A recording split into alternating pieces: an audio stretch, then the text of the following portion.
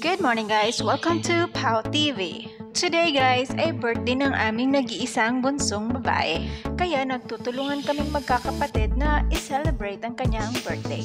Mga ilang weeks na rin kasing naririnig ko siyang nag-crave siya ng samgyupsal. Kaya yun ang plan namin on her birthday.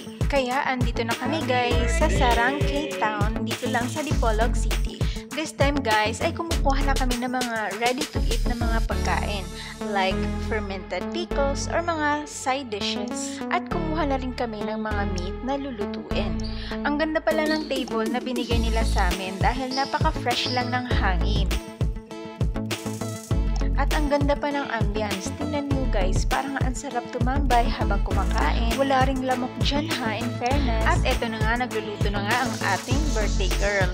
At parang meron na nga nagugutom dito. It's getting dark na nga kasi guys, kaya it's dinner time na. Okay pa tadi habi? Itong ating birthday girl ay love na love talaga ng lahat ng mga kapatid, lalo na't bunso. Sana all. This time guys ay wala pa tayong nalutong meat, kaya kumain na lang muna tayo ng mga side dishes. At eto na nga, napagod na ang ating cook, kaya nag-request ng substitute. Para naman makapagpahinga daw siya at makakain na rin siya ng favorite niyang mangga.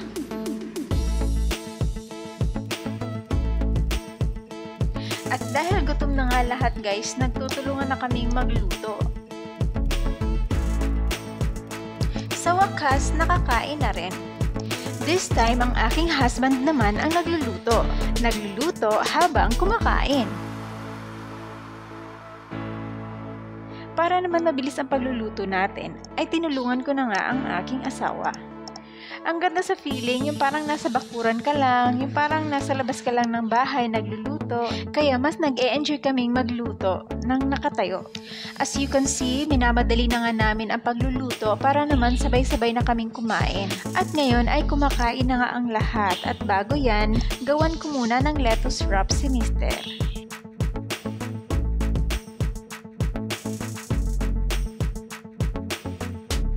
At hindi rin papahuli ang ating birthday girl. Nag-request naman siya na gawan ko rin daw siya ng ating special lettuce wrap.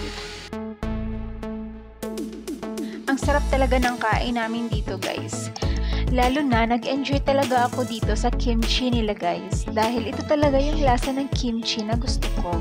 At bago matapos ang hapunan ay bigyan na muna natin ng birthday cake ang ating birthday girl. Cheers to another great year, Baba!